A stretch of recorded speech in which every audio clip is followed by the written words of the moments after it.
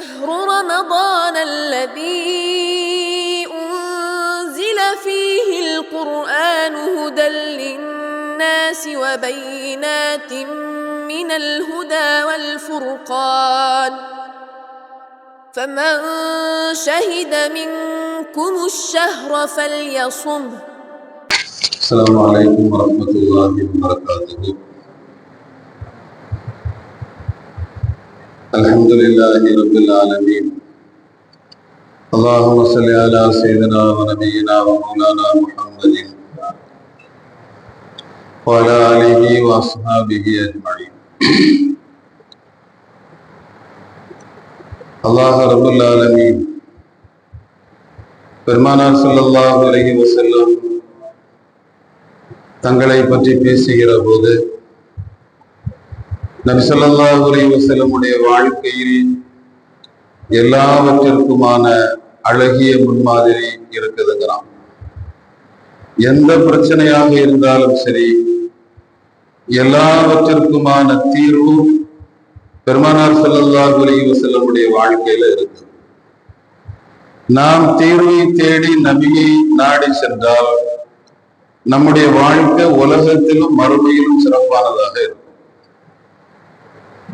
அப்ப தீர்வை நபியிடம் தேடாமல் வேறு ஏதாவது ஒன்றில் நாம் தேடினால் அது நஷ்டத்தை தரும்.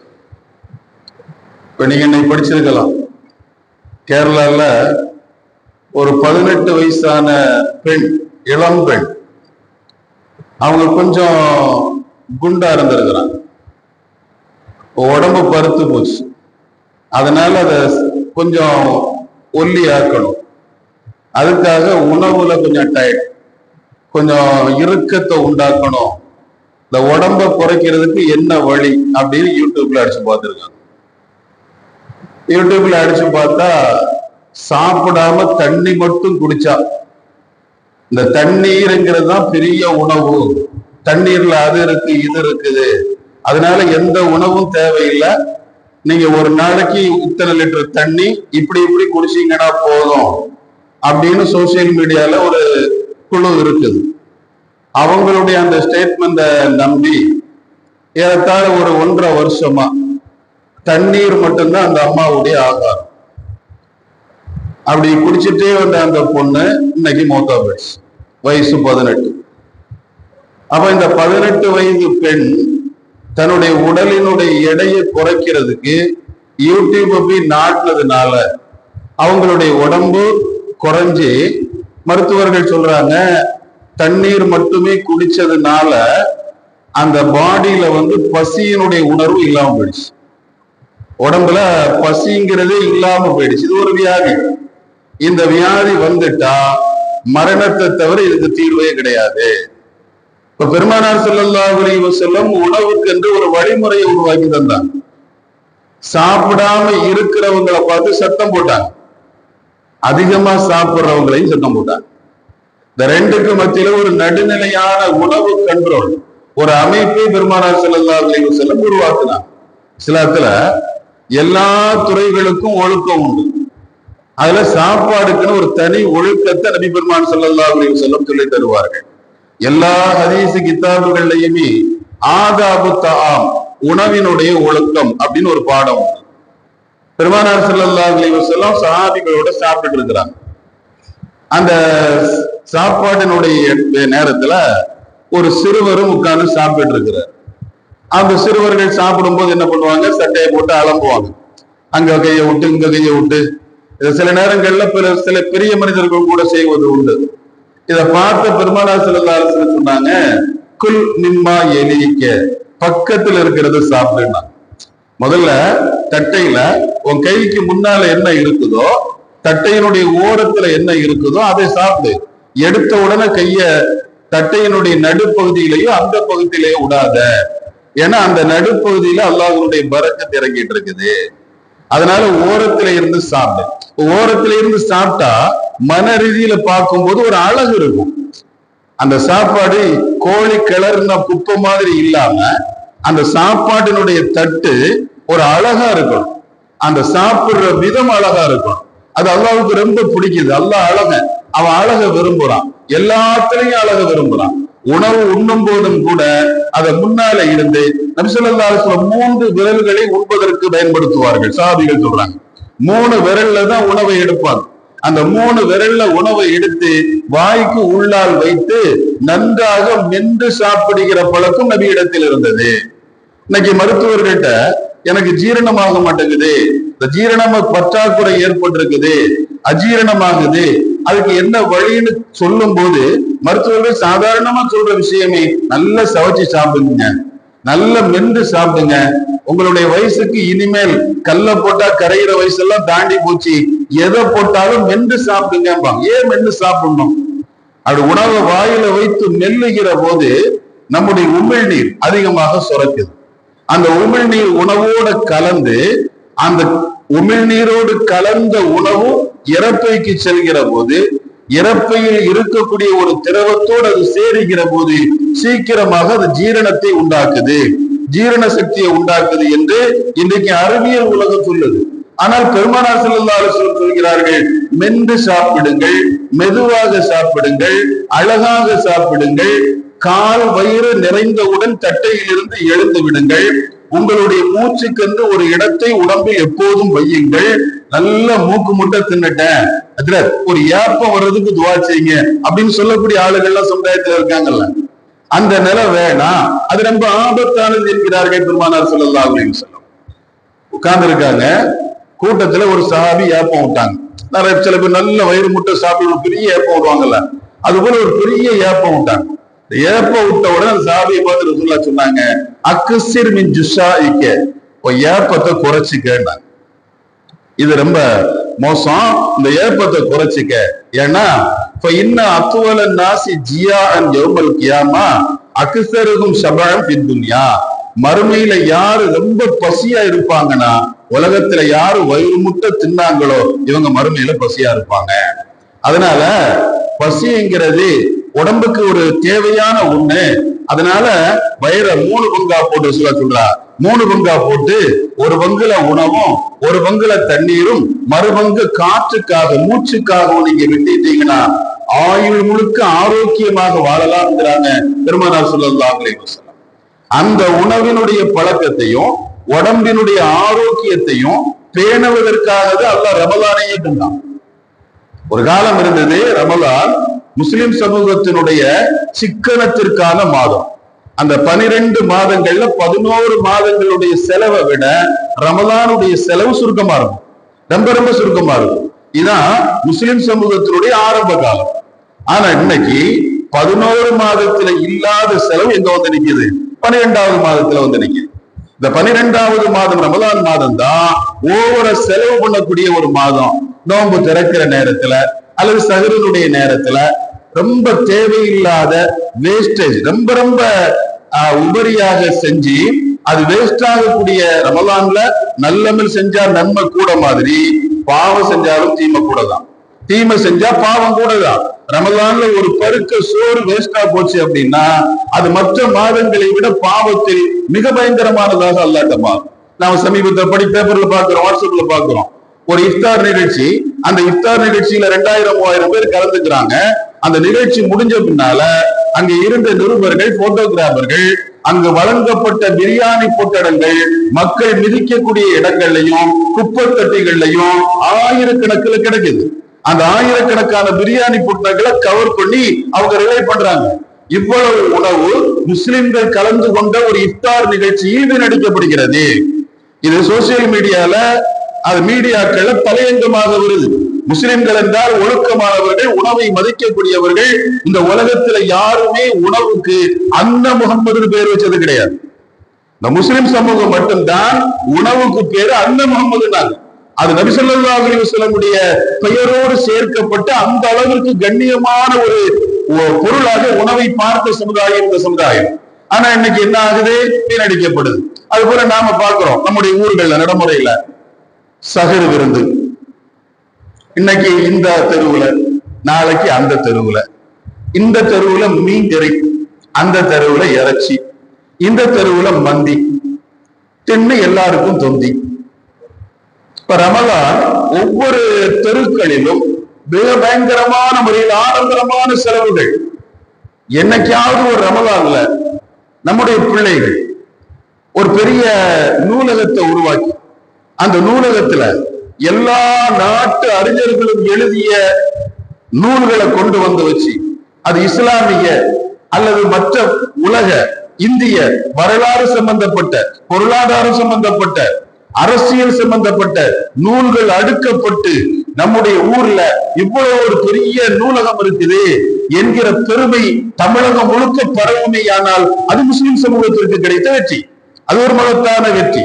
அல்லது படிக்க முடியாமல் தவிக்கக்கூடிய ஏழை மாணவர்களை ஒரு தெருவுல அல்லது ஒரு ஊர்ல ஒரு 2-3 மாணவர்களை தத்தெடுத்து ரமலானுடைய பரக்கத்து கொண்டு இவர்களுக்கான எல்லா காரியங்களை நான் செய்கிறேன் என்று முஸ்லிம் சமூகம் முன்னெடுத்து வருமையானால் அது முஸ்லிம் சமூகத்துக்கான வெற்றி.